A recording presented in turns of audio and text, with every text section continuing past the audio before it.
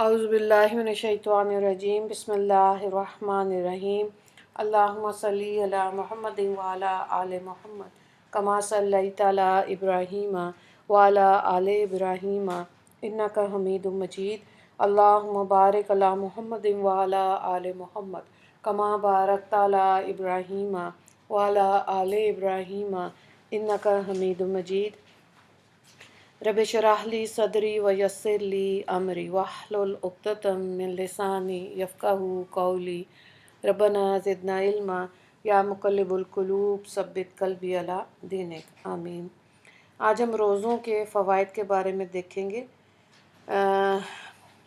बड़ा अच्छा लिखा हुआ है एक आलिम ने किताब में, या अय्युहल्लज़ीना आमनू, ए ईमान वालो। इस आयत मुबारका में अल्लाह रब्बुल इज़्ज़त ईमान वालों से बराह रास्त मुखातिब है। ये ईमान वालों के लिए बड़ी एजाज़ की बात है।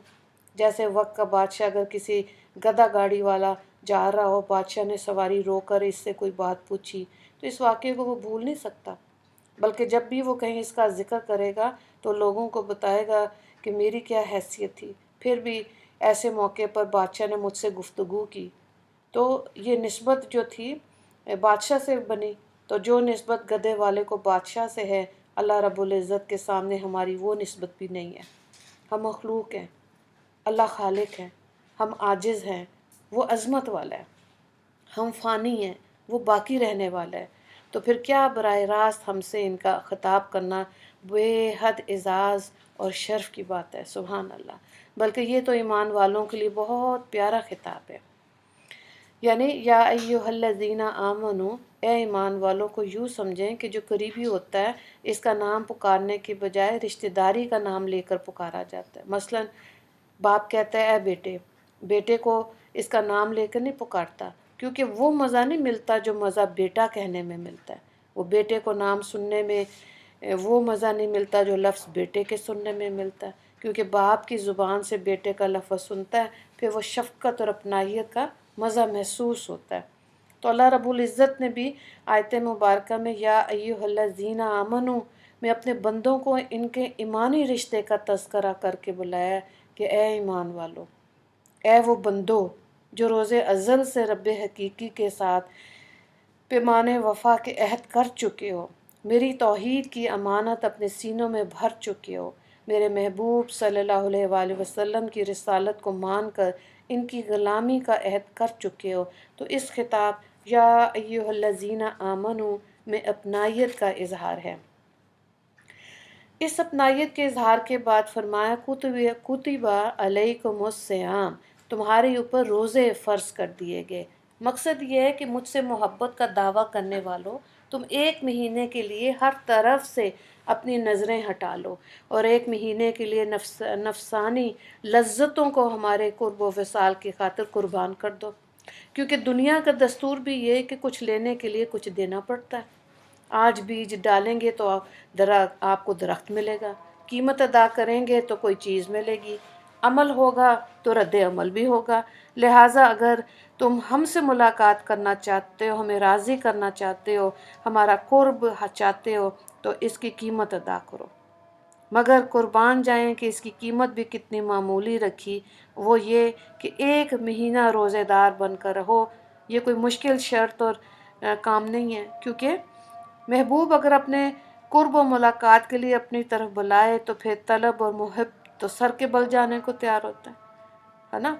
तो लोग तो कहते हैं कि हम अपने महबूब की खातिर अपना माल लुटाने को तैयार हैं, जान देने को तैयार हैं, बल्कि दुनिया की नफसानी मोहब्बतों का हाल देखें कि एक खातून शीरी ने अपने चाहने वाले फरहाद से कहा था कि इस पहाड़ से दूध की नहर निकालो, तो किताबों में लिखा है कि इसने पहाड़ खोदना शुरू कर दिया।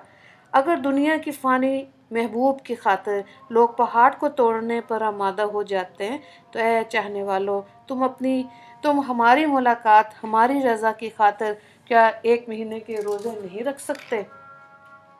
रोज़े की फ़र्ज़ियत के बाद मुमकिन था कि लोगों के दिलों में बात आती कि अल्लाह ताला हमसे खफा हो गए, लिहाजा उन्होंने हम पर पाबंदियाँ लगा दी, तुम खा नहीं सकते, पी नहीं सकते।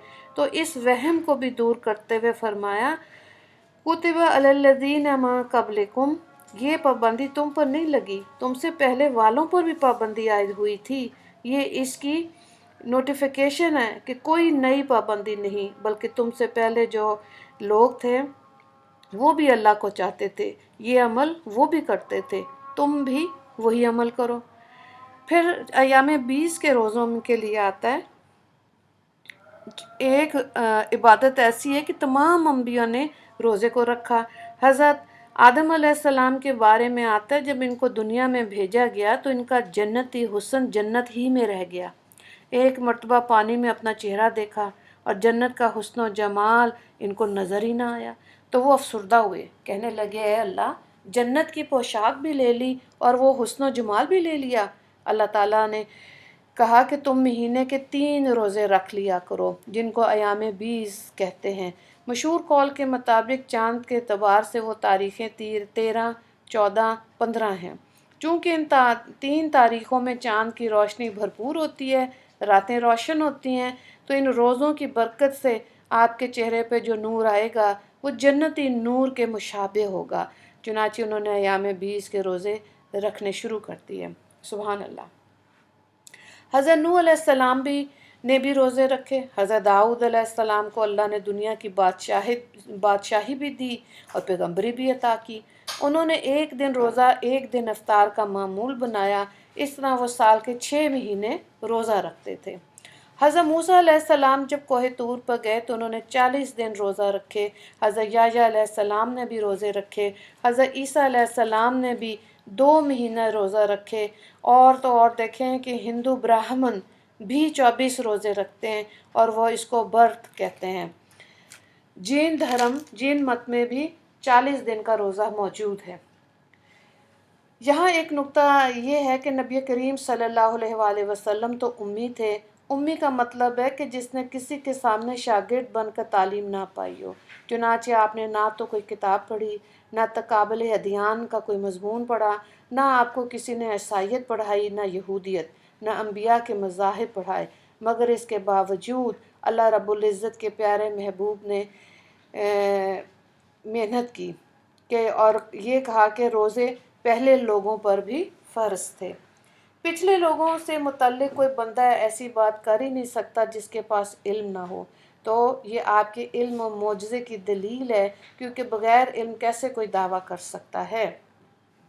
یعنی پوری دنیا میں تحقیق کرنے والے آج نبی کریم صلی اللہ علیہ وآلہ وسلم کی گویا تصدیق کر رہے ہیں اور ان کی عظمت کا لوہا مان رہے ہیں کہ انہوں نے 1400 سال پہلے جو فرمایا کما کتب علی الذین من قبلکم، وہ بالکل واقعے کے مطابق، تو اس سے پتہ چلا کہ دنیا کی ہر عبادت کرنے والے قوم نے روزے رکھے۔ کسی کے ذہن میں مقصد روزے کا، کسی کے ذہن میں سوال یہ ہو سکتا ہے کہ جب ہمیں بھی حکم دیا اور ہم سے پہلے والوں کو بھی حکم دیا تو اس حکم میں کوئی حکمت، کوئی مقصد ہونا چاہیے۔ اللہ تعالیٰ نے مقصد بھی بتایا کہ اس سے ہمیں فائدہ نہیں پہنچتا، یا ہمارے بجٹ میں کمی کی وجہ سے روزوں کا حکم، یا ہمارے خزانے میں کمی کا مسئلہ نہیں کہ کھانا پینا بند کر کے تم اپنے خرچے کم کر لو، بلکہ اے بندے اس کا فائدہ بھی تمہیں ہی ہے۔ کیسے؟ تاکہ تم لعلکم تتقون، تاکہ تم متقی پرہیزگار بن جاؤ اور تمہاری تربیت ہو جائے، تم اپنے نفس پر قابو پالو۔ تو روزے کا اصل مقصد انسان کے اندر تقویٰ پیدا کرنا ہے۔ سبحان اللہ۔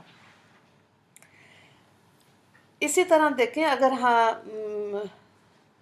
اللہ کے کہنے کے مطابق سال میں جائز چیزوں کو بھی دن میں چھوڑ سکتے ہیں، تو کیا سال کے باقی مہینوں میں ناجائز چیزوں کو نہیں چھوڑ سکتے؟ بلکہ جب اللہ کہتا ہے تم نے اتنی اچھی اور جائز چیزوں کو چھوڑا، تو پھر سال کی باقی حصوں میں ناجائز چیزوں کو چھوڑنا بے حد آسان ہے۔ تو رمضان کے مہینے میں اس چیز کی بھی پریکٹس ہو جاتی ہے۔ اس لیے تمام تعلیمات کا خلاصہ، عبادتوں کا نچوڑ، لب لباب انسان کا متقی اور پرہیزگار بن جانا ہے۔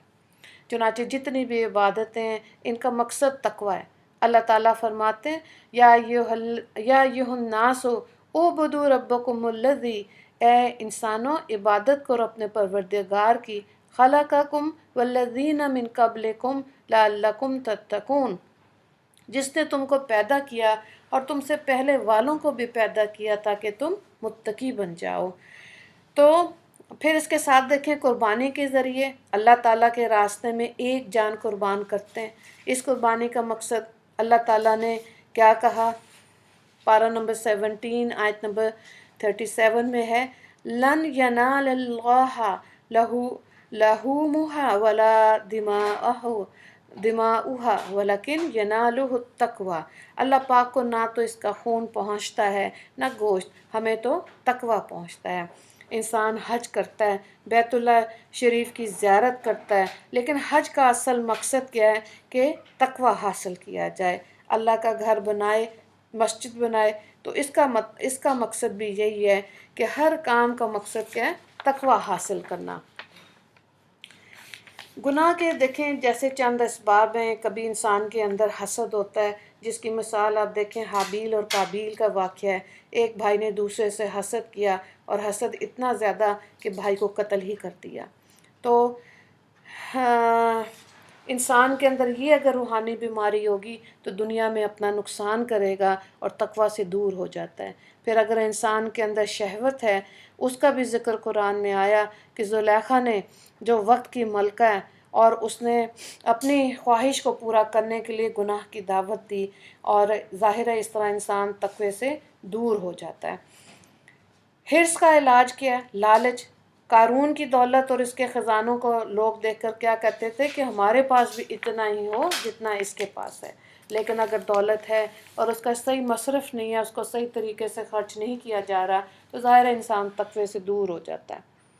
تو معلوم ہوا تقوی کا اثر جب تقوی دل میں ہوتا ہے تو انسان نہ حرص کرتا ہے، نہ اس کے اندر شہوت آتی ہے کہ گناہ کرے، بلکہ اس کے اندر دینی استقامت آ جاتی ہے کہ اگر غم کے پہاڑ اس پہ توڑ دیے جائیں تو بھی اس کے پائے استقامت میں کوئی تزلزل نہیں آتا۔ چنانچہ حضرت موسیٰ علیہ السلام پر جادوگر ایمان لے آئے، دل اللہ کی محبت سے بھر گیا، تقوی دل میں آ گیا۔ سبحان اللہ۔ اسی طرح سے حضرت آسیہ رضی اللہ تعالیٰ عنہ کا واقعہ دیکھیں، ان کے ایمان کو جانتے ہوئے فرعون نے ان پہ ظلم و زیادتی کی اور گھر سے نکال دیا۔